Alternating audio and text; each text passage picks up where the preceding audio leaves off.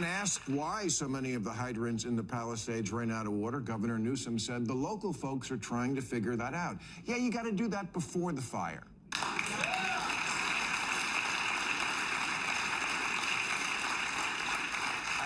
At least in the Palisades, the hydrants were still there. 300 other ones around the city are just gone, stolen for parts.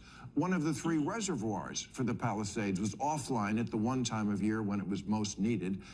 LA's Mayor Karen Bass, the Nero of American politics, was fiddling in Ghana while the city burned and later placed the blame on 8 months of negligible rain and winds that have not been seen in LA in at least 14 years.